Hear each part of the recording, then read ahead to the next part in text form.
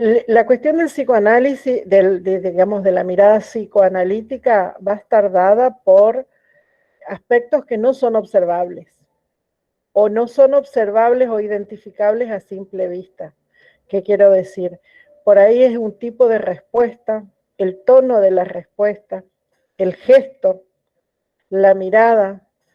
Por ahí en este ámbito de lo virtual se puede llegar a dificultar un poquito plantear, pero sí, por ejemplo, en alguna respuesta del docente puede dar lugar a, por ejemplo, cómo ve ese docente al estudiante desde una dimensión psicoanalítica, y ahí puede hacer algún tipo de interpretación. Pero hay lecturas que siempre son conjeturas que yo voy realizando en ese sentido. Pero por eso hablábamos la vez pasada, creo que ya en dos encuentros mencionamos de que lo que nosotros estamos haciendo son conjeturas, aproximaciones, siempre se trabaja en potencial o en posibilidad, no como verdades dadas, no como cuestiones que sí o sí son de ese modo. Bien, voy a comenzar a compartir entonces pantalla.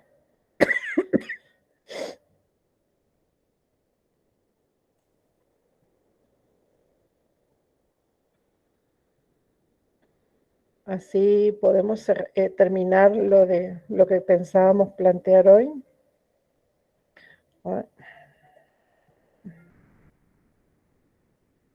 Bueno, vamos a... ¿Se ve ahí o no? Sí, profe. Si no, lo pongo como presentación porque tengo que ir. ¿Alguien más está conectado de la cuenta nuestra del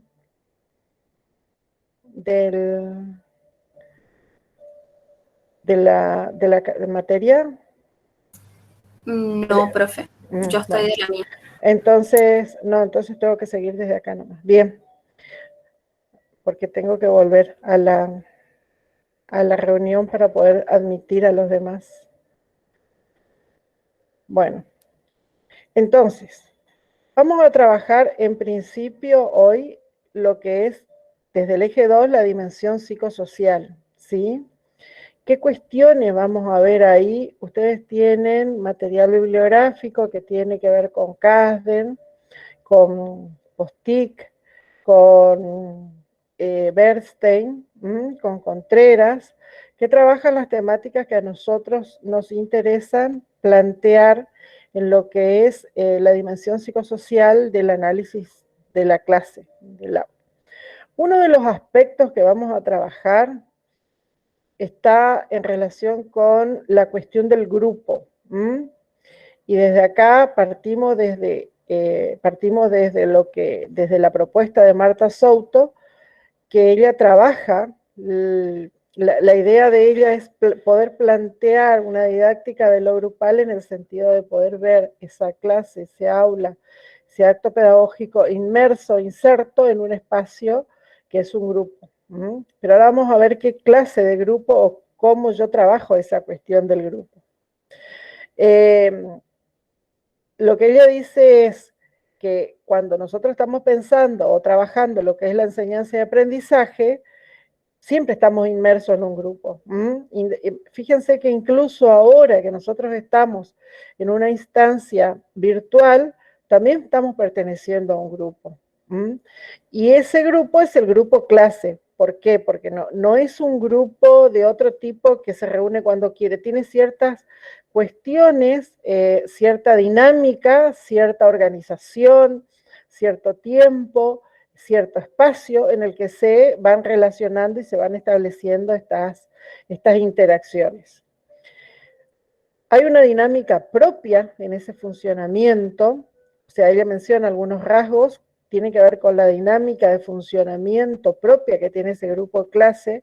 Fíjense, nosotros en esta instancia tenemos por ejemplo, estoy hablando de la virtualidad, nosotros tenemos un horario de ingreso, un modo de plantear las cuestiones, ciertas actividades o interacción que estamos trabajando.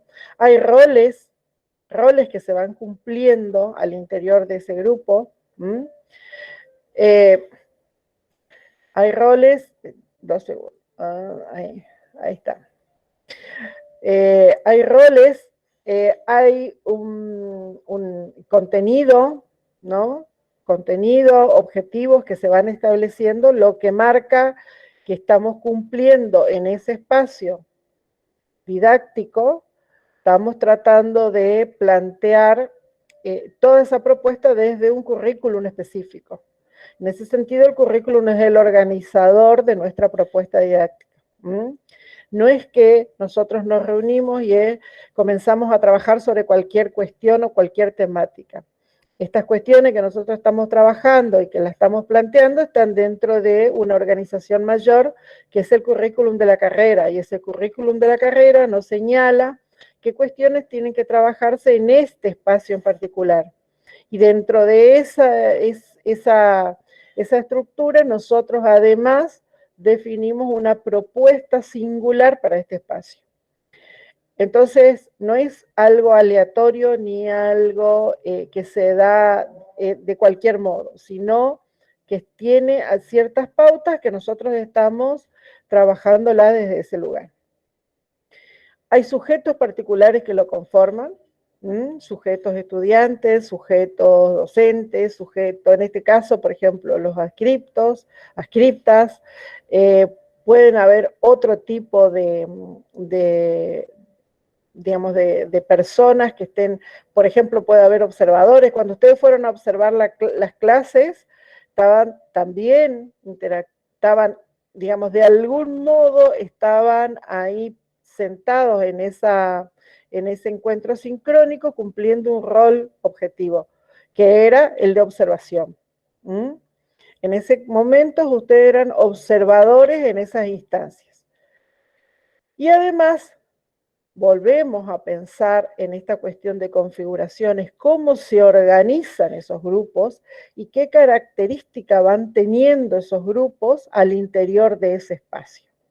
Así como hablábamos de configuraciones didácticas que trabaja Lidwin y que dice que es el modo particular en que el docente despliega técnicas, contenidos, objetivos, atravesado por todo lo que ya estuvimos viendo, en este caso también las configuraciones grupales son los modos particulares en que se organizan los grupos, o cómo entran en interacción esos sujetos durante la cotidianeidad en el aula. Recuerden que acá nosotros podemos ir trayendo todo lo que estuvimos trabajando con Jackson, con Rowell. Traten de ir haciendo ese tipo de relaciones y cómo esa cotidianeidad nos va de algún modo también dando un peculiar modo de relacionarnos con el otro. Y entonces hay una particular forma de relacionarse interpersonalmente hacia el interior de esos grupos y del grupo con otros grupos. Entonces, nosotros tenemos, por ejemplo, la posibilidad de organizar o de compartir grupos pequeños al interior del gran grupo clase, pero a su vez esos grupos pequeños también se van a ir relacionando de un modo particular. Por eso habla de la posibilidad de existencia de subgrupos. Estos subgrupos están planteándose dentro del mismo grupo clase. Muchas veces nosotros vemos que está el grupo, a ver, quizás no lo vemos tanto ahora o no lo planteamos desde ese lugar, pero si ustedes se retrotraen a cuando iban a lo mejor a la escuela secundaria, era el grupo de tales características, ¿no es cierto? El grupo de tales características, cada uno le va a poner la característica que quiera. Y eso se lleva al interior del aula. Entonces, cuando yo pertenezco a este pequeño grupo que tiene estas características, de algún modo me relaciono desde ese lugar y desde esa característica con el otro subgrupo que tiene otras características. ¿Sí? No sé si cuando ustedes algo quieran ampliar o aportar, me avisan. Lo mismo las chicas. La idea es que sea un poco más interactivo. Yo avanzo si no y sigo hablando. Ustedes ya saben. Bien, seguimos entonces. ¿Cómo se plantea lo grupal en este punto? Acá la cuestión es cómo ella trabaja la cuestión del grupo. Ella lo piensa al grupo no como un objeto simple, sino como un objeto complejo. Es decir, el grupo o la idea de grupo que trabaja Marta Souto es pasar de ser una serie a ser un campo grupal. Y cómo vamos en una dinámica y en un devenir en ese proceso. Lo que sucede es que muchas veces ese grupo que estamos al interior del aula es un grupo, ¿me siguen escuchando o no? Sí, por favor. Sí, Porque vamos escuchando. hoy el internet estuvo aquí, para mí estuvo fatal, así que no sé cómo me van a avisar si no me escuchan. Bueno, entonces, decía, nosotros pasamos de ser una serie a ser un campo grupal, pero ahí hay un proceso. Cuando digo una serie es ese primer momento donde nosotros comenzamos a conocernos. Seguramente ustedes, muchos de ustedes, ya están conformando grupos desde, a lo mejor desde el curso de ambientación, por lo tanto, quizás se puedan identificar como ese campo grupal. Es decir, como no es la sumatoria de las partes, sino el grupo está en cada sujeto y el sujeto en cada grupo.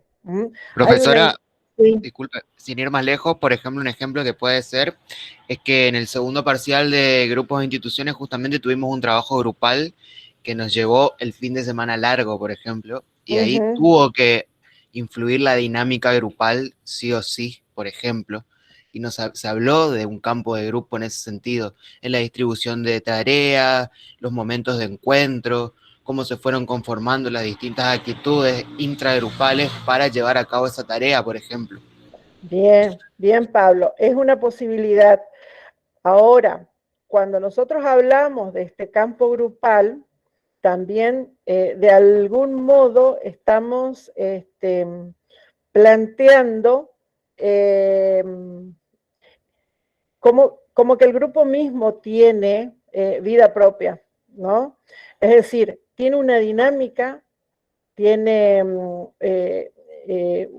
un devenir que hace que sea más que esa sumatoria de actividades o de cuestiones que estaba señalando. Por ahí uno puede pensar, por ejemplo, ese análisis que vos estabas señalando desde lo que propone Romero, cómo me organizo, quién hace esta tarea, quién hace esta otra tarea. Ahora, cuando yo voy pensando en esa cuestión de campo grupal, es también la posibilidad de que cualquiera de los miembros que no esté en ese grupo, va a haber un cambio en ese grupo, ¿sí? O sea, alguien sale o alguien ingresa y va a haber un cambio, porque esa cuestión de esa matriz grupal que está subyaciendo ahí, se va a ver de algún modo alterada, se va a ver afectada. Y a eso llego en ese devenir. No es que de hoy para mañana decimos nosotros somos un grupo y ya está, no, sino que el grupo deviene en ese proceso. Y lo que posibilita es identificar estas cuestiones cuando yo, por ejemplo, docente, ¿para qué me sirve esto en lo didáctico? Yo docente tengo que saber que no es lo mismo, por ejemplo, proponer una actividad grupal a un grupo que recién se conoce o decir, bueno, organizamos grupos poniendo todos los uno por un lado, todos los dos, todos los tres, ¿no? En una forma azarosa de crear un grupo. Ahí estoy proponiendo una actividad grupal.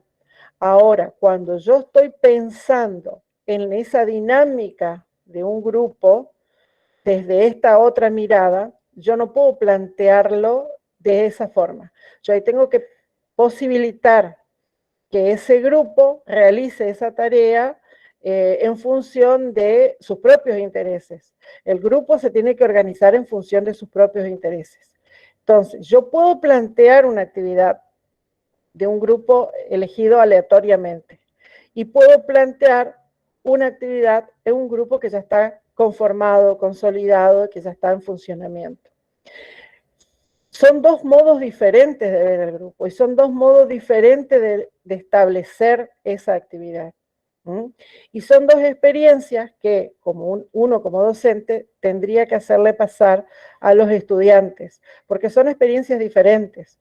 Poder plantear, por ejemplo, un grupo de modo aleatorio, por ejemplo, a ver, cualquiera de los grupos de ustedes, nosotros decimos, bueno, se desarman esos grupos, no se van a reunir de ese modo, sino que los vamos a organizar de modo aleatorio. Y hay un desequilibrio ahí. Seguramente ustedes van a perder ese sustento, esa red, esa base que me está a mí permitiendo sostenerme en ese grupo, porque el grupo a la vez, así como estamos planteando, el grupo a la vez es también un sostén, es una red que nos contiene. Pero para poder llegar a eso tiene que haber este proceso, ¿sí? Y eso es importante. ¿Por qué traemos esta temática? Porque cuando yo tengo que trabajar con grupos, con una clase, por ejemplo, en cualquiera de los niveles, pero yo tengo que entender que no es lo mismo plantear una actividad a un grupo que recién se conoce que a uno que está consolidado. ¿Y qué cuestiones tengo que considerar en ese grupo consolidado? Porque ese grupo consolidado puede estar o formar parte en ese grupo clase de un subgrupo que a lo mejor tiene ciertas características y podría estar enfrentado a otro subgrupo. ¿Y ahí qué pasa? ¿Qué me pasa a mí en el aula? No sé si me alcanzo a entender por qué es necesario poder trabajar estas cuestiones. ¿Cómo yo hago un manejo de grupo al interior de un grupo clase cuando hay un grupo que siempre acapara la palabra, otro grupo que no escucha, otro grupo que nunca le escucho la palabra? Y entonces yo cómo reorganizo o cómo trabajo, qué estrategias utilizo para poder potenciar el aprendizaje en todos los integrantes de todos esos grupos. Y por eso es importante poder conocer y plantear estas cuestiones y entender cómo al interior del aula están funcionando estos aspectos cuando yo estoy trabajando determinado tema o determinado contenido. O cómo yo, por ejemplo, asesoro a un docente que me dice, no sé qué hacer porque tengo un grupito allá que siempre es el que molesta, que siempre es el que hace ruido, que siempre es el que me interrumpe. ¿Qué pasa ahí? ¿Qué emergente está haciendo ese grupo pequeño al interior del aula que no me deja a mí trabajar? Entonces, ¿cómo yo lo asesoro al docente? ¿Cómo yo realizo esa observación en esa clase? ¿Qué análisis realizo de esa clase y cómo asesoro a ese docente para poder trabajar esa problemática que está teniendo al interior del aula? O por ejemplo, profe, disculpe, sí, en las cuestiones de secundaria, hasta en el mismo castigo, el tema de las amonestaciones grupales, por ejemplo, por las acciones individuales de un líder grupo, por ejemplo. Sí, por ejemplo, porque generalmente estas son cuestiones que emergen en un grupo grande, pero que están también diciendo algo de ese grupo grande. No es que emergen porque ese grupito pequeño tiene ganas de molestar. Algo está viendo ahí y es lo que yo tengo que identificar. Él es el emergente, pero bueno, pero ¿qué nos está diciendo ese pequeño grupo? Bien, seguimos. Esto que estábamos viendo nos invita a pensar en los procesos de enseñanza y aprendizaje como sistemas y procesos de comunicación.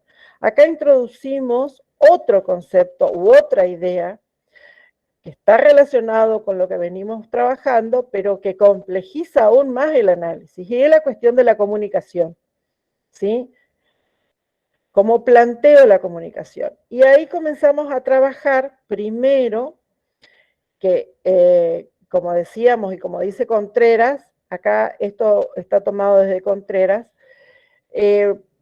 la acción, el acto pedagógico, la acción de enseñar y de aprender es una acción humana. Y como acción humana también se da la comunicación, ¿sí? Ustedes saben que nosotros como humanos, una de nuestras potencialidades es la posibilidad de comunicarnos. Y cuando hablamos de comunicarnos estamos hablando de simbolizar también, de poder representarnos situaciones, de poder representar cuestiones. No importa el lenguaje que utilicemos, cualquiera de los lenguajes posibilita eso. Entonces, y eso se da, y eso lo trabajamos en la comunicación. La comunicación humana, dice Contreras, puede ser telégrafo, hay un emisor, un receptor, un código, y generalmente el receptor es más pasivo, podría ser pensado de esa forma, y hay un sujeto que emite esa información y no sabemos cómo la recibe el otro. Pero siempre es más lineal. Ahora, esta cuestión de que nosotros emitimos un mensaje y no sabemos cómo el otro lo recibe, ¿cómo nosotros podemos conocer cómo recibe el otro el mensaje? ¿Sí? Sí, podríamos pensar, por ejemplo, con una retroalimentación, podríamos pensar, por ejemplo, con ruidos en esa comunicación, en ese sistema lineal de comunicación. Cómo yo elaboro ese código, cómo lo emito al código y cómo el otro recepciona y cómo lo comprende al código. Se da mucho esto, fíjense que en este contexto que estamos viviendo, se da mucho en la posibilidad de mandarnos mensajes por distintos medios, y muchas veces los mensajes son malinterpretados. Y eso significa de que yo lo envío con una intención, con una idea, pero el otro, ese código que es el mensaje, lo está recibiendo desde otro lugar. O a lo mejor esa persona está pasando por alguna situación y lo recibe, lo recepciona de otra forma totalmente diferente a la que yo pude enviar. Y muchas veces se producen quiebres en la comunicación justamente debido a esta cuestión. Plantea él también la posibilidad de pensar la comunicación como un sistema, donde ahí nosotros empezamos a ver todas estas otras cuestiones. Cómo se lo interpreta, cómo podemos interactuar, qué otra cuestión podemos ir pensando en el medio como para poder plantear aspectos que a mí me posibiliten mejorar o al menos trabajar esa comunicación. El contexto, yo tengo que tener en cuenta, por ejemplo, ahí yo empiezo a plantear el contexto en el que está inserta esa comunicación, las condiciones subjetivas en las que cada uno, tanto emisor como receptor, se pueden estar viviendo, qué tipo de código, si todos manejamos ese código, si dentro de la cultura de cada uno manejamos esos mismos códigos o no. Por ejemplo, hay gente que escribe en el WhatsApp, escribe tal cual las palabras, y hay gente que abrevia muchas palabras, que pone una sola letra como dando a entenderlo, y muchas veces no todos manejamos de la misma forma, y ahí hay ruidos en la comunicación. Ahí comienzan a haber esos tipos de ruidos, pero si nosotros entendemos la comunicación como un sistema, en el análisis que hacemos de esa comunicación tenemos que considerar todas estas cuestiones. Y ahí, pasando de lo que es la comunicación humana a lo que es la comunicación didáctica, tenemos que considerar ciertos elementos que están presentes en la comunicación didáctica y que son más específicos de este tipo de comunicación. Más allá de que se encuentre dentro de lo que es, o de las reglas que estamos dentro de la comunicación humana, estamos planteando una comunicación más específica, que es una comunicación didáctica. ¿Cuál es la fuente de la información en esta comunicación didáctica? Quizás en una comunicación con amigos, la fuente de la información es cualquiera que tengamos a la mano.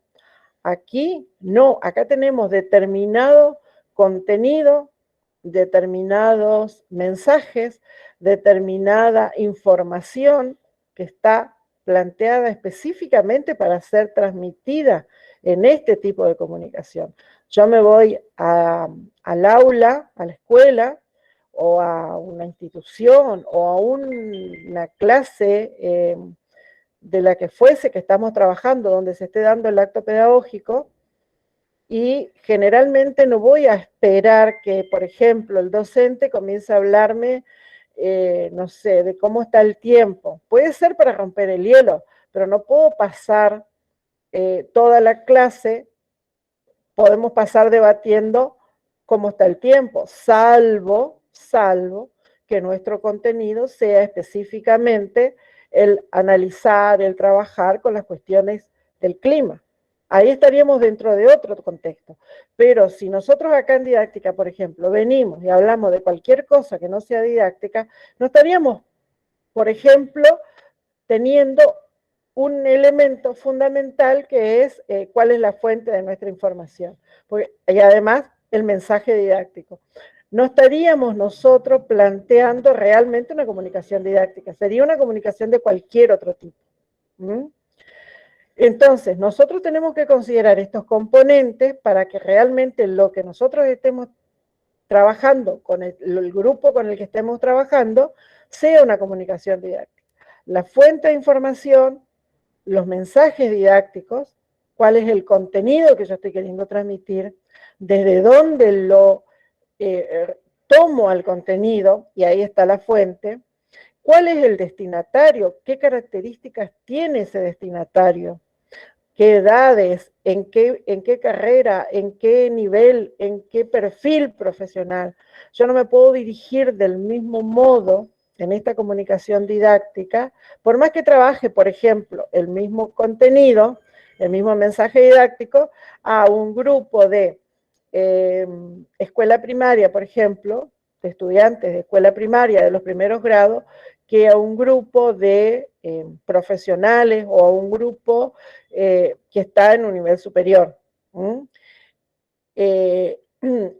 Los códigos con los que yo estoy trabajando son diferentes. ¿Sí? Hay un lenguaje más específico, hay cierta cuestión que tengo que tener en cuenta en considerar ese destinatario. Y el contexto, esto que estábamos diciendo, el contexto es fundamental para poder comprender dentro de qué ámbito yo estoy trabajando esto, ¿sí? Si yo voy a realizar una comunicación didáctica, yo tengo que plantearme que esa comunicación está dentro de una institución, puede ser formal o no formal, pero que está planteándose este trabajo desde este lugar. Esto quiero aclarar, la comunicación didáctica puede estar dada en un contexto formal y también puede estar dada en un contexto no formal. Por ejemplo, una capacitación laboral, ¿sí? Si yo me voy a realizar una capacitación laboral que es educación no formal, yo voy a tener una comunicación didáctica porque tengo que tener estos componentes para poder trabajar, ¿sí? Yo tengo que pensar en cuál es la fuente de mi información, qué mensaje didáctico voy a dar, cuáles son mis destinatarios, cuál es el contexto. ¿Por qué digo esto? Porque dentro de nuestro perfil profesional también está el ejercicio como asesores, como evaluadores, como apoyar o acompañar elaboración de proyectos dentro de cualquier nivel y modalidad. Cuando hablo nivel y modalidad también me estoy refiriendo a cualquier ámbito, puede ser un ámbito no formal. Entonces yo eso también puedo estar, por ejemplo, asesorando o trabajando en una empresa que realiza capacitaciones laborales y yo tengo que trabajar esto con los formadores de esa empresa. Tengo que plantear de que esa comunicación que está teniendo con ese grupo de asistentes tenga estas características, y para eso lo tengo que conocer yo, porque es también una comunicación didáctica. Lo que estoy trabajando con ese grupo también es del campo de la didáctica, ¿sí? Aportan o me dicen lo que consideren, ¿sí? Porque por ahí me siento como que estoy hablando mucho sola y no sé si me escuchan, está está llegando el mensaje, ¿no? Esta cuestión. ¿Cuáles son los niveles y dimensiones? Fíjense, intrapersonal, yo la tengo que pensar también, tengo que reflexionar a esa comunicación. Yo no puedo hablar desde el aire. Tiene que ser un mensaje que está elaborado mínimamente por el sujeto que está emitiendo esa comunicación. Entre personas, en este momento, fíjense, nosotros estamos trabajando interpersonal, estamos en una organización, es organizacional, estamos en un contexto universitario, en una facultad, en una carrera específica, en una materia específica. Estamos manejando cierta sintaxis y cierta semántica y cierta pragmática. Todos estamos conociendo cuál es el uso que estamos dándole a estas palabras, cuál es el sentido y el significado que están teniendo estas palabras y cómo estamos organizando ese discurso para poder plantearlo. Y ahí se engloban estas tres cuestiones que son fundamentales para poder plantear este tipo de comunicación. Insisto en esto, no es como si yo estuviese hablando con un grupo de amigos. Ahí puedo darme, digamos, ciertas licencias en mi lenguaje, en el sentido que le voy a dar a las palabras y en el modo en que yo elaboro ese discurso. En este contexto es diferente. Entonces, en ese sentido, vamos a avanzar en la propuesta de Bernstein, que habla de los distintos códigos. ¿Qué significa esto? Nos metemos un poquito en la cuestión que tiene que ver con lo sociolingüístico. ¿Ustedes leyeron Bernstein en algún momento? ¿Trabajaron Bernstein en algún momento en la carrera? En sociología. Bien, leyeron en sociología, bien, o sea que lo conocen, saben de qué estamos hablando, perfecto. Entonces, lo que dice Bernstein es que hay una... ¿Sí? Fui yo, Dayana, quien dijo, no sé si lo trabajaron los chicos. Pablo hizo que sí con la cabeza cuando dijo, y sí, creo pero que también trabajamos los códigos. Bien, perfecto, eso es lo que retomamos ahora, genial. Entonces no es una lectura que hace Bernstein acerca de los códigos lingüísticos usados en los espacios educativos, cómo se los cuestiona. Exacto, exactamente, porque lo que ustedes no tienen que olvidarse que Bernstein viene del campo de lo que es la sociología crítica, por lo tanto su posicionamiento siempre va a ser en contra de esta mirada reproductiva, como dirían este grupo de sociólogos, reproductivista que tiene la educación, ¿no?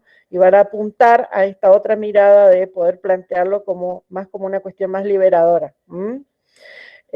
Bien, entonces, lo que nosotros o lo que dice Bernstein y retomamos nosotros, es que hay una relación entre el modo de expresión cognitiva, el vínculo con la realidad social. Recuerden siempre esta cuestión que trabajamos, que el ser humano tiene esa capacidad de poder representarse y poder simbolizar, y esa posibilidad nos da el lenguaje. Es sumamente importante el lenguaje en nuestra vida, porque también nos permite desarrollarnos cognitivamente.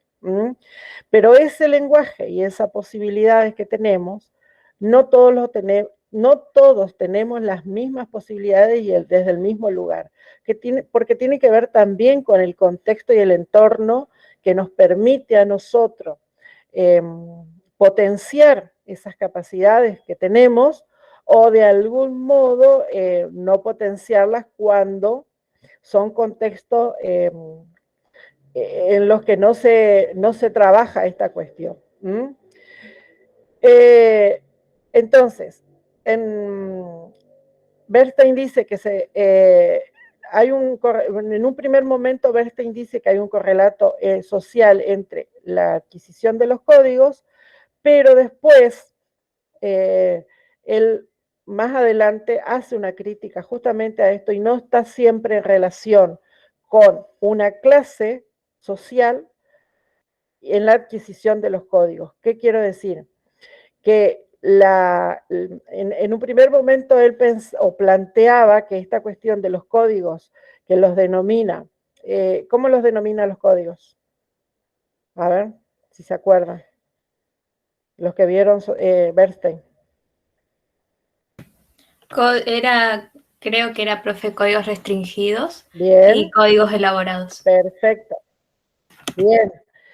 En un primer momento estaban asociados, o en un primer Bernstein diríamos, a los códigos restringidos, a una clase más desfavorecida socialmente, y los códigos elaborados a clases más favorecidas socialmente.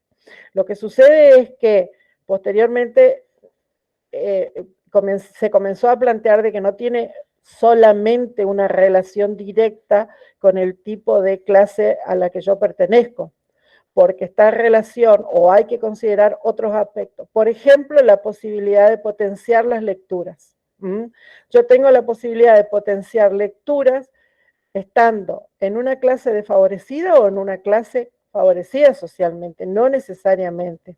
O el acompañamiento que puedo tener desde ciertas estructuras que pueden estar dadas tanto por una familia que contiene, independientemente de la clase, o un contexto que contiene, o un contexto que, por ejemplo, deja librado a que el otro trabaje por ejemplo, su habilidad en el lenguaje de un modo más independiente. Entonces, cuando yo voy potenciando, por ejemplo, cuando yo comienzo a trabajar con los niños y hablan de un modo, con un lenguaje un poco más pobre, y yo no incremento o no le ofrezco posibilidades de incrementar ese tipo de lenguaje, no importa cuál es la clase social, pues yo la puedo plantear en cualquiera de las clases sociales, esas condiciones. Acá lo importante es cuáles son las herramientas que yo utilizo para poder, por ejemplo, enriquecer el vocabulario de una persona. Obviamente que hay ciertas condiciones que tienen las clases más desfavorecidas socialmente que muchas veces limitan esas posibilidades. Creo que eso, sí.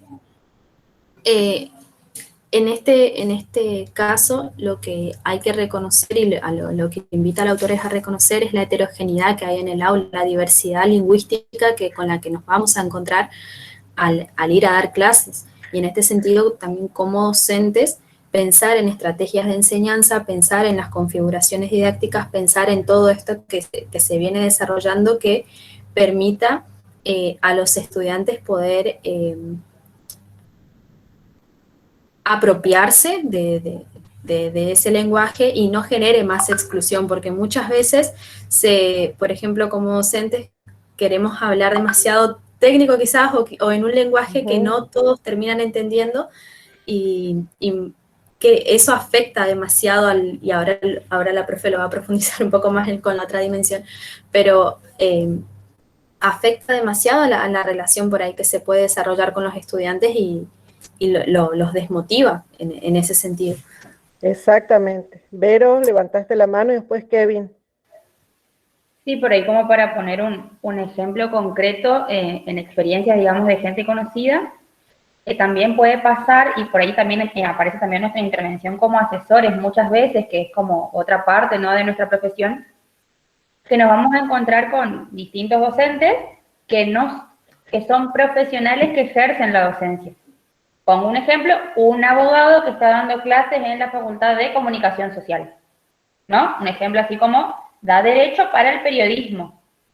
Y nos encontramos en situaciones, hablo de experiencias de gente que me va relatando, ¿no?, esto, de qué importante por ahí es ser docente o pensar el público al que destino mi comunicación, que exigen al alumno en un parcial materia de derecho, no sé los nombres, digamos, pero en relación al periodismo, situaciones con un vocabulario que le puedo exigir a un abogado, pero no le puedo exigir a un estudiante que va a ser periodista en un nivel intermedio, licenciado en comunicación social a futuro.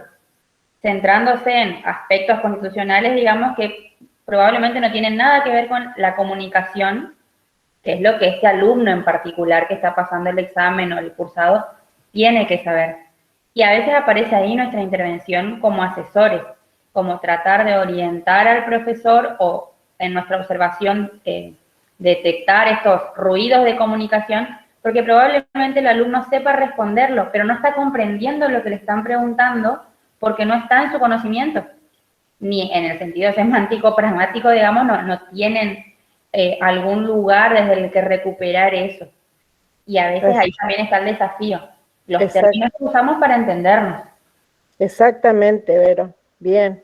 Imagínense, ya le doy la palabra a Kevin, trasladen esta situación a un contexto, por ejemplo, de escuela primaria, donde hay un grupo de chicos que a lo mejor no manejan determinados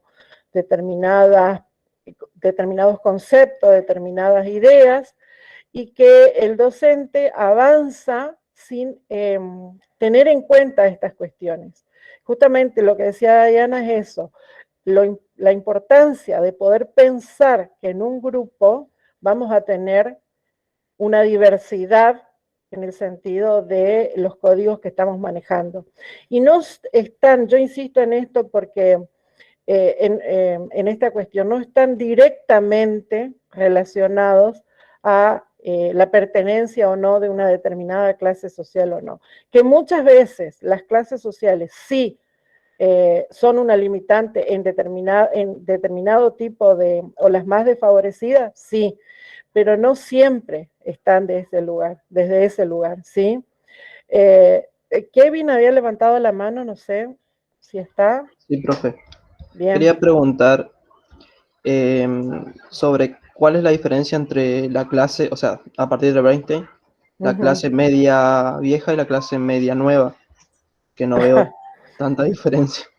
Bien, bueno, digamos, pensémoslo que Bernstein trabajó hace bastantes años estas teorías, ¿no? Tendríamos que hacer una relectura o una revisión de sus propuestas. Por ahí no es, a ver, la cuestión de clase es encasillar y muchas veces pasa por otro lugar. ¿Qué quiero decir? Pongo situaciones. En este contexto, por ejemplo, en el que estamos en un contexto de virtualidad, le pongo algunas situaciones que me son más conocidas, por ejemplo, cercanos, de chicos de escuela primaria que tienen la posibilidad de que alguien, algún adulto, esté acompañándolos en ese proceso de clase sincrónica, de poder realizar las actividades que le está mandando el docente y demás. No importa la clase, pero sí tiene la posibilidad de alguien, de algún adulto, que lo pueda acompañar, no solo estar al lado, sino poder indicarle, estar con una determinada escolarización que le permite acompañar las actividades que le da la docente. Y otro estudiante que no tiene esas posibilidades. Ambos pueden pertenecer a diferentes clases, ¿no? Puede haber, de esos dos tipos de estudiantes, puede haber en una y en otra clase. Pero ¿qué pasa? ¿Cuál es el estudiante que va a poder potenciar un poquito más su aprendizaje en este contexto? El que tiene ese apoyo y ese acompañamiento, ¿sí? Pero ¿qué pasa? Que hay muchos casos que, por ejemplo, pueden pertenecer a clase media nueva, como dice Kevin, pero ¿qué pasa? Que los padres tienen que estar trabajando, tienen que irse a trabajar, el chico puede quedar solo con algún otro adulto responsable, pero que no maneja estas cuestiones, y el estudiante se va. Estoy hablando de un nivel en el que necesitan mucho sostén y mucho apoyo, como es los primeros años de la primaria. El chico se va a ver de algún modo muchas veces frustrado porque no puede alcanzar las cuestiones que se le están solicitando, no logra avanzar. Entonces, no pasa solo por una cuestión de clases, yo insisto en esto. O por ejemplo, esos chicos que están mucho tiempo frente a una pantalla, solos. ¿Cuál es el tipo de estímulo que están recibiendo? ¿Desde dónde están trabajando? De dónde está trabajando el lenguaje y muchas otras competencias sociales, la solidaridad, por ejemplo, el relacionarse con otros, ¿desde dónde lo están haciendo? Entonces, insisto en estas cuestiones, y todo ese grupo, el año que viene, o en el otro cuatrimestre, va a ir con todo ese bagaje al aula. Entonces, como decía Dayana hoy, el docente se va a encontrar con una multiplicidad de situaciones, e independientemente de cuáles son las condiciones sociales de cada uno de esos estudiantes, ¿sí? Por ejemplo, profe, en el hecho nuestro, al momento de las observaciones que nos habían mandado fuera de nuestro campo, y personalmente, por ejemplo, nos mandaron a medicina a nuestro grupo, por ejemplo. Y dijimos en un primer momento alguna expectativa que podíamos tener, no vamos a entender la cátedra a la que estamos yendo, se nos va a hacer un poco más tediosa, va a manejar cierto lenguaje o cierto código que no estamos acostumbrados, solo también por el hecho de ser de otro nivel, por ejemplo. Y cuando entramos a las primeras clases vimos que no solo el tema del diálogo, sino el hecho de las clases invertidas, de consultar material multimedia, algo un poco más gráfico y más atrayente, para que nosotros se nos familiarice un poco más toda esta cuestión y esta perspectiva. Bien. Porque claro, para no olvidarnos que estamos fuera de ese campo, por ejemplo.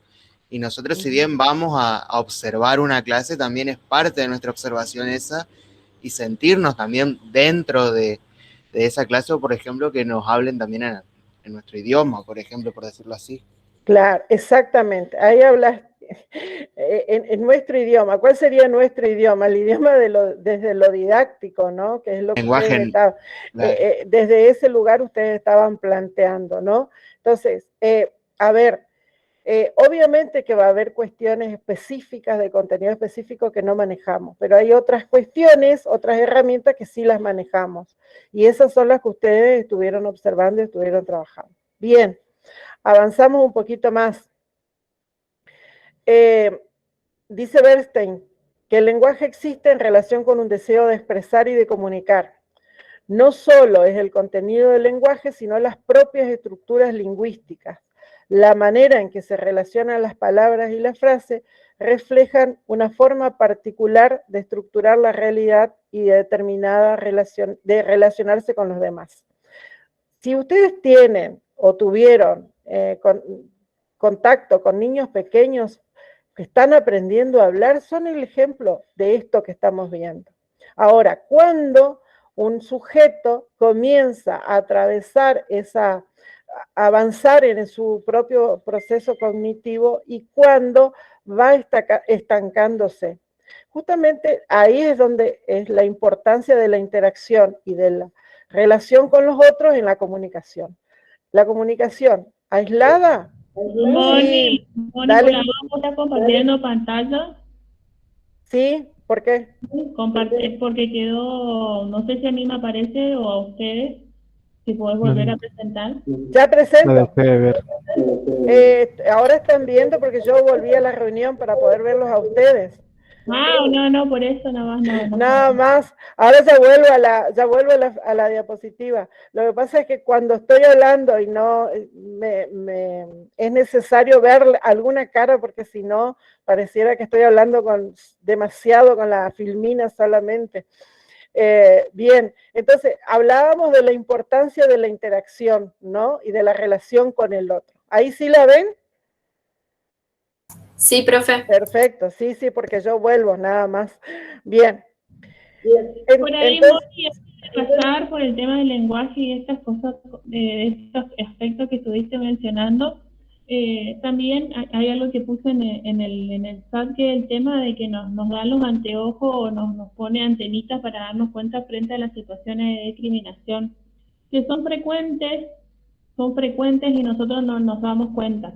Y por ahí es bueno, es una cuestión de los procesos de escolarización previo que tienen, pero también son procesos discriminatorios que están naturalizados en nuestro entorno, y que también desde la universidad, por ejemplo, pensando en prácticas desde la universidad con el que contamos un protocolo en donde cada unidad académica representa para atender a situaciones como esta, estaría bueno que también nos ayude a identificar esas situaciones y no pasarlas por alto, porque este análisis que estamos haciendo nos ayuda a poner un alto y a frenar ese tipo de actitudes, comportamiento, conductas, acciones que se dan de manera natural.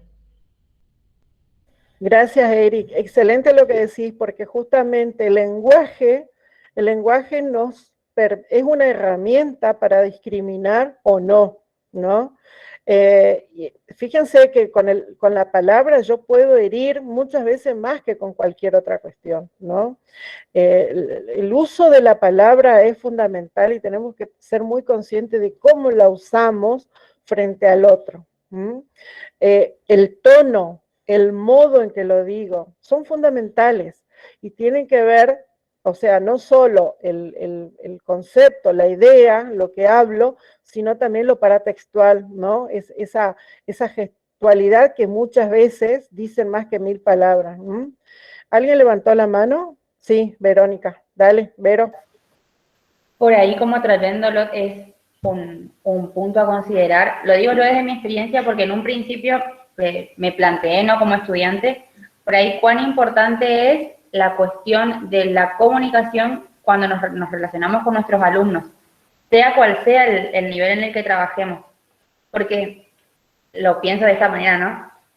Pongo un ejemplo mío. Mi mamá tiene una forma de hablar que es muy particular, en la que parece que a veces te está retando y no te está retando. Entonces, cuando me enfrenté a docentes que parece que te hablan de mala manera dentro de la universidad, digamos, como una forma medio despectiva, a mí en lo personal no me generaba miedo. Porque como que yo crecí de alguna forma manejando ese código de que reconozco, ¿no?, la intención del otro. Y me he encontrado con compañeros que se han paralizado frente a la misma persona, que a mí no me afectó. Porque en su forma de comunicarse, que igual creo que se puede entrenar, o sea, hay técnicas para entrenarlo, en su forma de comunicarse usaba tonos y gestos que sonaban bastante aversivos, que en la realidad, si uno lo mirara desde afuera, nos encontramos con docentes así. Y creo que, bueno, la profe Moni lo dijo en algunas clases anteriores. Esto de cómo nos relacionamos también entre nosotros en lo virtual es súper importante. Cómo ingreso, cómo salgo de la sala, la forma de dirigirme, esto de mirarnos o no mirarnos, qué gesto hacemos, manejar tonos que no sean monocordes todo el tiempo, cuando acentuamos, son súper importantes al momento de transmitir también el contenido, pero sobre todo de generar el vínculo con nuestro grupo de clase. Porque a veces como pienso, nosotros todos somos estudiantes todo el tiempo, ¿en qué clases nos sentimos más cómodos? ¿En las que siento que me grita todo el tiempo? ¿En la que no, que me parece que siempre habla, que me da sueño? ¿O en la que cada tanto hay una intervención? ¿Cuándo escucho? ¿Cuándo me acerco al contenido? Cuando algo tiene un poco más de movimiento y siento que no me atacan. Porque, bueno, eso va a ser otro contenido que se va a hablar después. Pero esta sensación de que me ataquen a veces puede venir dada por la forma de comunicarse. Exacto, eso es lo que dice Vero y lo que está compartiendo Manuel en el chat, que sobre todo en las semanas anteriores estuvimos charlando, bueno, con Vero, con Moni, sobre el tema de la afectividad, la comunicación, la afectividad y todo este tipo de componentes en la virtualidad en particular. Entonces, en la virtualidad, desde un mensajito privado, un mensajito en el foro, desde la mayúscula, por eso nosotros siempre les invitamos a ustedes que puedan recuperar las etiquetas, que puedan volver a mirar las normas de convivencia, porque son aspectos que no tenemos que dejarlos pasar por alto. Es necesario leer las veces que sea necesario, porque primero que nada, porque estamos pasando una situación histórica a nivel mundial que no sabemos lo que le está pasando al otro del otro lado, ¿sí? Yo no sé lo que le está pasando a Manuel del otro lado, por ahí él está atravesando una situación, y que estos aspectos que comentaba Vero son determinantes. Como dijo Dai, he debido a muerte, un comentario, un aliento, una mayúscula, una letra en negro y mayúscula en rojo, generan impactos que ustedes, de una manera que uno no lo puede controlar, ¿sí? Y la única forma de frenar ese tipo es entrenándonos, como dijo Vero, y recuperando las etiquetas, recuperando las formas básicas de comunicarnos en la virtualidad, sobre todo ahora, porque en la presencialidad muchas veces nosotros queremos transmitir un mensaje, como decían hoy, y seguramente lo hacemos con un tono de voz diferente, pausado, amigable, pero en la virtualidad, en un texto, todo es diferente. Entonces tenemos que aprender, desaprender también la forma en la que nosotros nos comunicamos, porque a veces pensamos que damos por hecho muchas situaciones, muchos mensajes, como que el otro entendió este bien, y si no, bueno, me fui, y no. Entonces, tengan en cuenta estos aspectos para poder analizar, y también para ustedes. Así es, Eric. Eso es importante considerar, por eso esa primera discriminación que hacíamos de el tipo de comunicación lineal o telegráfico a uno sistémico, en uno sistémico estamos recuperando todas estas cuestiones que dice Eric, ¿no? Nicolás levantó la mano. Sí, Nicolás, te escuchamos. Profe, ¿se me escucha bien? ¿Sí? No, estaba bueno lo que decía Verónica recién en cuanto a lo que estábamos hablando de quizás no hacer esa diferenciación en clase en cuanto a cómo nos vamos a comunicar en un ámbito escolar, porque tiene que ver con lo que es quizás la crianza y lo que nombra Jackson entre lo social, entre lo que es el vínculo de la escuela y lo social, pero sin distinguir por clase social. Yo también, por ejemplo, me identificaba por ahí cuando usted hablaba con lo de... Yo me acuerdo que tengo todavía padres muy presentes, y yo por ahí pensaba y les decía cuando era chico, ¿por qué ellos tienen tal cosa y yo no? Y ellos me decían siempre que lo que yo tengo quizás con apoyo, tipo padres presentes, son cosas que tal vez no se compran.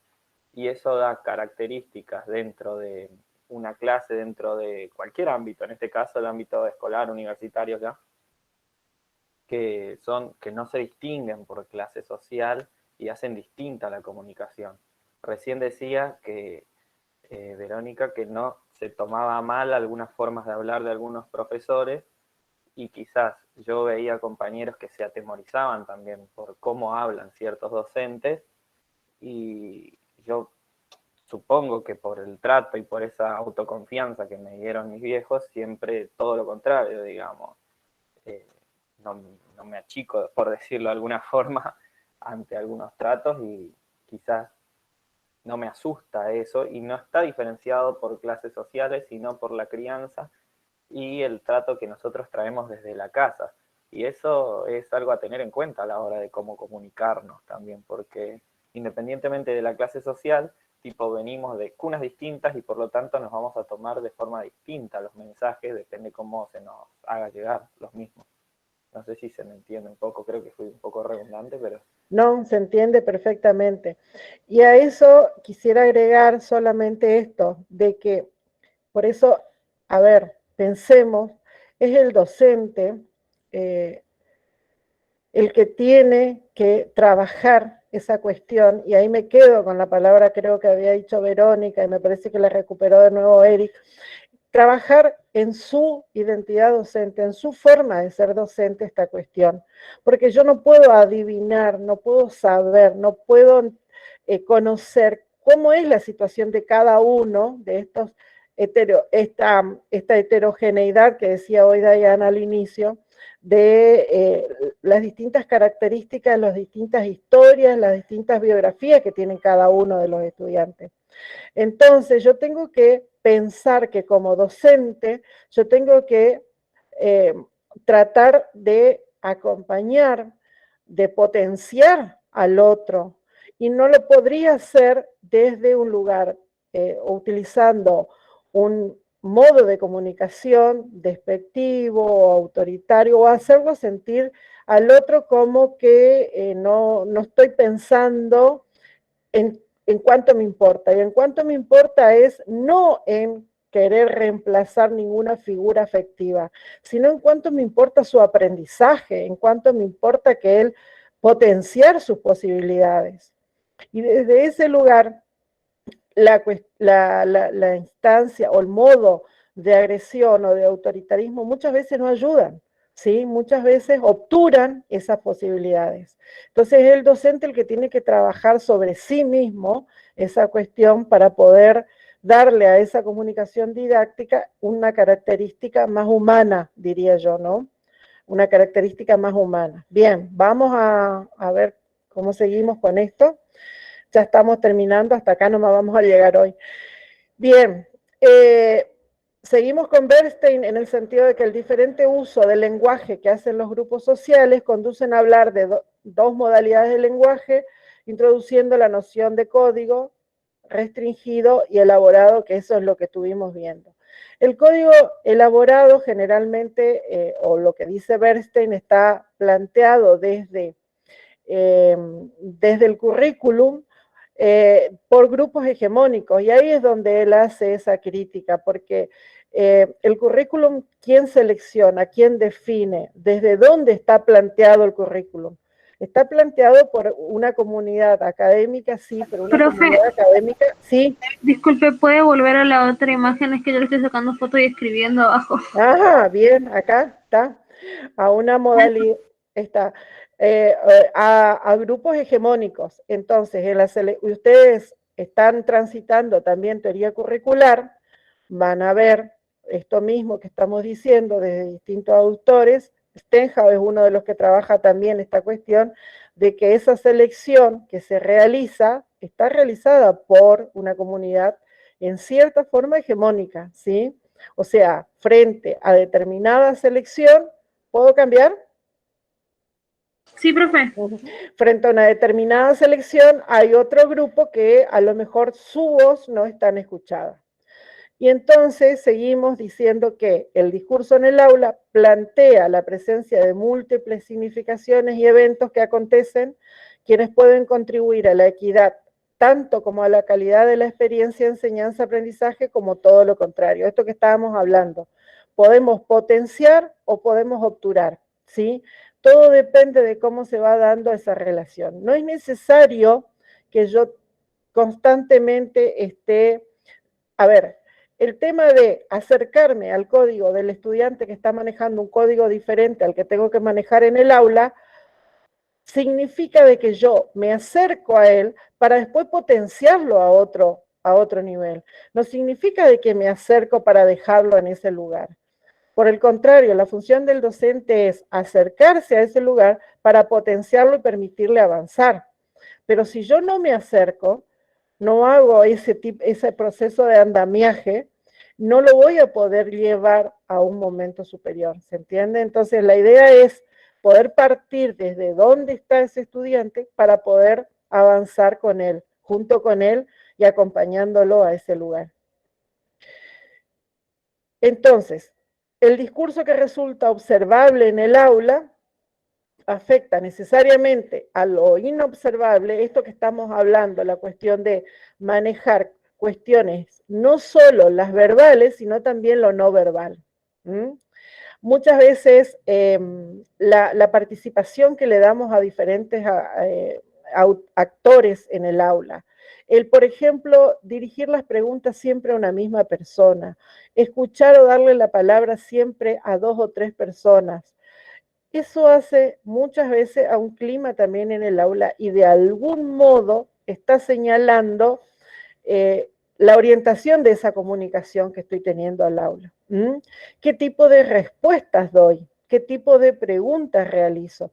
¿Cómo retroalimento esa pregunta que realicé y que frente a la respuesta del estudiante? ¿Desde qué lugar? E insisto en esto que estuvimos hablando antes, no solo desde lo verbal, sino también de lo no verbal. Lo no verbal muchas veces dice mucho más que lo verbal. Y eso es muy visible, digamos, para el otro. Aunque muchas veces parece que pasaría desapercibido, es muy visible para el otro e impacta o incide en el otro. Esto que estamos diciendo permite, dice Bernstein, a la reconceptualización y construcción conjunta del aprendizaje. Fíjense esto que nosotros estamos haciendo en este ida y vuelta, trabajando entre todo el grupo aquí, estamos construyendo conjuntamente sentidos y significado para esta cuestión. Entonces, estamos trabajando el aprendizaje entre todos, estamos realizando una construcción conjunta del saber. Bien, vamos a cerrar aquí. Esta es la bibliografía que tomamos. Voy a dejar de compartir. Vuelvo a la reunión. No nos va a dar para trabajar la dimensión psicoanalítica, creo que va a ser muy denso y además estamos como, hay que procesarlo también, ¿sí? No es solo una cuestión de solamente sumar contenido, sino de que podamos comprenderlo e insisto en esto, este intercambio que se dio, esta posibilidad de ir construyendo es mucho más valioso que cerrar o no cerrar con lo que uno tenía previsto, porque esta interacción nos permite ir construyendo entre todos. Insisto en esa idea, porque me parece sumamente valiosa para poder tenerla en cuenta, ¿no? Esa construcción conjunta del aprendizaje.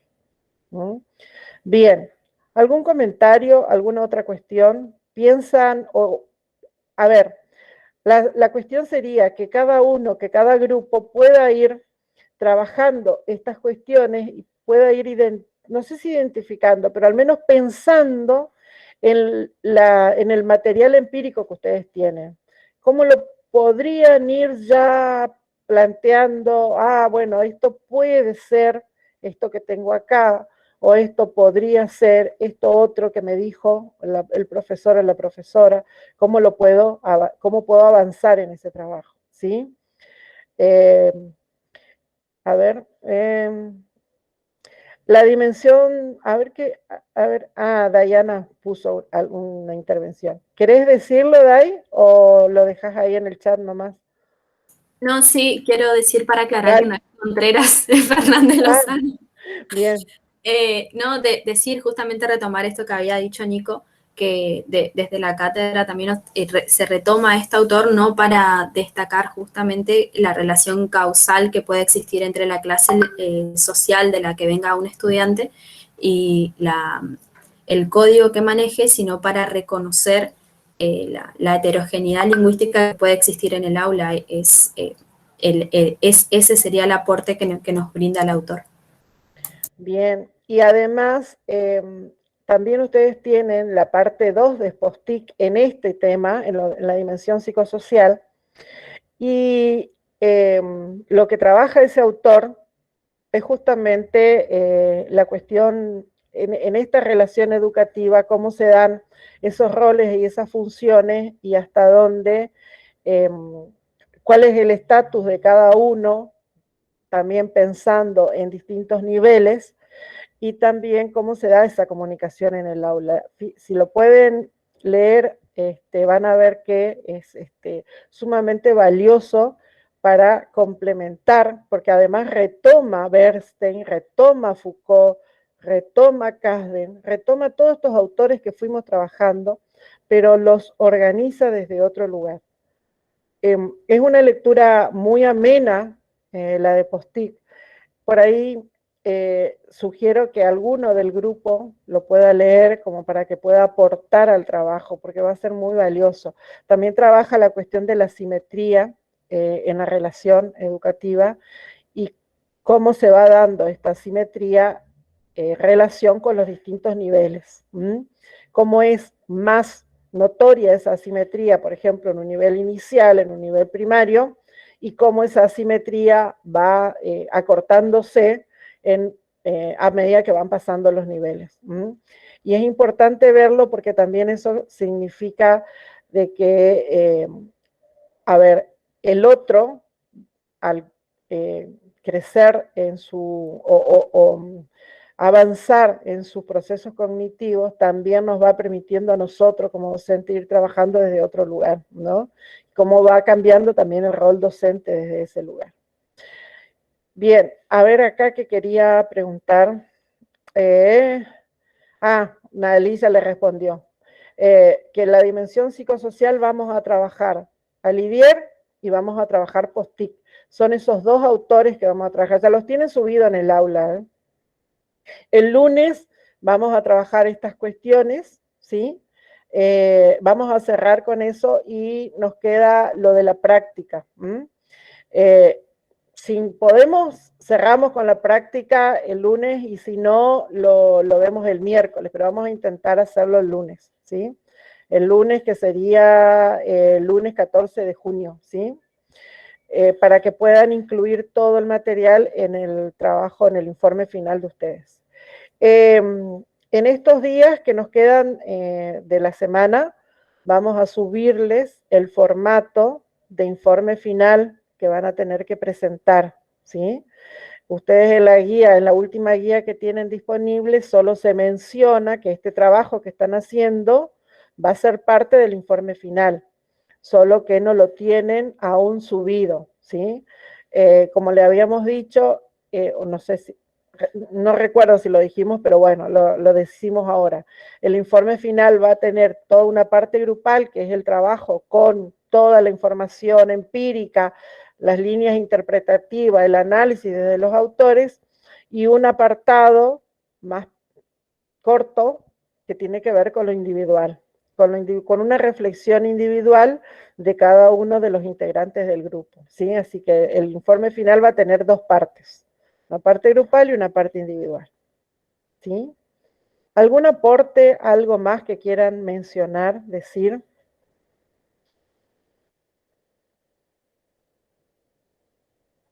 Ustedes vieron, se dan cuenta cómo nosotros comenzamos desde tener una mirada más general de lo que es el acto pedagógico, donde planteábamos todas las dimensiones posibles de análisis, lo poníamos en un determinado momento y para eso trabajábamos el ciclo, y cómo fuimos desagregando a partir de la unidad 2 ese acto pedagógico, planteándolo primero desde una cotidianeidad, yendo a lo que sería la dimensión más instrumental o más didáctica, trabajando ahora lo psicosociológico que tiene que ver con estos aspectos que estuvimos viendo, las relaciones, la comunicación, la interacción en el aula, las cuestiones de poder.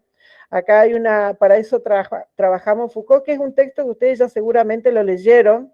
Fíjense que Foucault incorpora la cuestión del poder al aula, que salió bastante acá, y el poder se da de distintos lugares, lo podemos ver desde distintos modos. Entonces, esa cuestión, el capítulo que habla de los cuerpos dóciles de Foucault, trabaja toda esta cuestión, no solo en relación a la ubicación, al premio y al castigo, sino también, por ejemplo, la importancia que tiene la evaluación como sancionadora. Fíjense cómo nosotros tenemos incorporada la cuestión de la evaluación como desde una mirada más sancionadora, ¿no?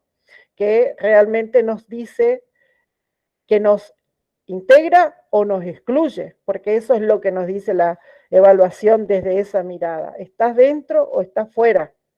Cuando nosotros intentamos plantear desde nuestro posicionamiento una mirada de la evaluación procesual, desde una mirada de una evaluación que construye y que también nos permite ir aprendiendo. Pero hay toda una historia, diría, detrás de la evaluación en ese sentido. Por eso es importante traerlo a Foucault también a consideración. Y vamos a avanzar en la otra parte, en otra dimensión, cómo podemos identificar cuestiones que tienen que ver con lo no manifiesto. y ahí vamos a trabajar cuestiones que tienen que ver con los psicoanalíticos. Justamente esa es la dimensión que, bueno, que vamos a trabajar el lunes y que no alcanzamos hoy. Bien, hemos llegado hasta acá. Si alguien quiere hacer algún aporte o alguna reflexión, tiene el micrófono abierto.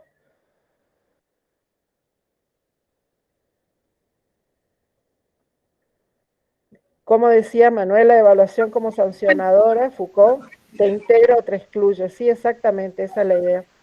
Profe, Sí, Naya. más o menos para cuándo subirían, o sea, esta semana suben el informe, pero ¿para cuándo sería más o menos el informe final?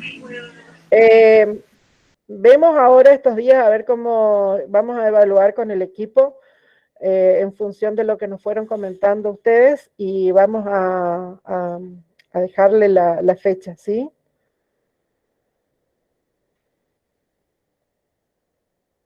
Gracias, lo más probable, Naya, es que sea el viernes próximo, fuera de un día de clase, pero sería el viernes 18, porque el miércoles 23 queremos dejar para trabajar la instancia oral, digamos, el coloquio integrador.